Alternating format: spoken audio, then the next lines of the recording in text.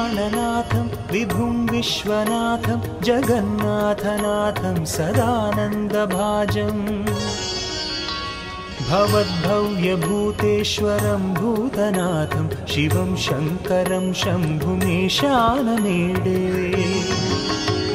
गलेरुण्डमालं तनौ सर्पजालं महाकालकालं गणेशादिपालम् जटाजूटगङ्गोत्तरङ्गैर्विशालं शिवं शङ्करं शम्भुमीशानमीडे मुदामाकरं मण्डनं मण्डयन्तं महामण्डलं भस्मभूषाधरन्तम्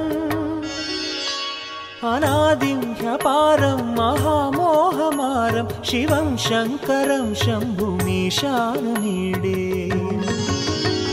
वटाधोनिवासं महाट्टाट्टहासं महापापनाशं सदा सुप्रकाशम्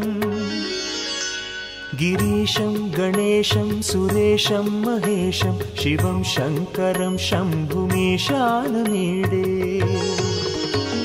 गिरीन्द्रात्मजासं गृहीतार्धदेहं गिरौ संस्थितं सर्वदा सन्निगेहम् परब्रह्म ब्रह्मादिभिर्वन्द्यमानं शिवं शङ्करं शम्भुमीशानमीडे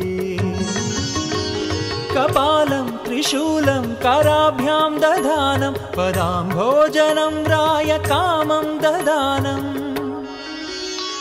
बलिवर्धयानं सुराणां प्रधानं शिवं शङ्करं शम्भुमीशानमीडे शरश्चन्द्रगात्रं गणानन्दपात्रं त्रिनेत्रं पवित्रं गणेशस्य मित्रम् अपर्णाकलत्रं चरित्रं विचित्रं शिवं शङ्करं शम्भुमीशानमीडे हरं सर्पहारं चिताभूविहारं भवं वेदसारं सदा निर्विकारम् श्मशाने वसन्तं मनोजं दहन्तं शिवं शङ्करं शम्भुमीशानमीडे स्वयं यः प्रभाते नरः शूलपाणेः पठेत् सर्वदा भर्गभावानुरक्तः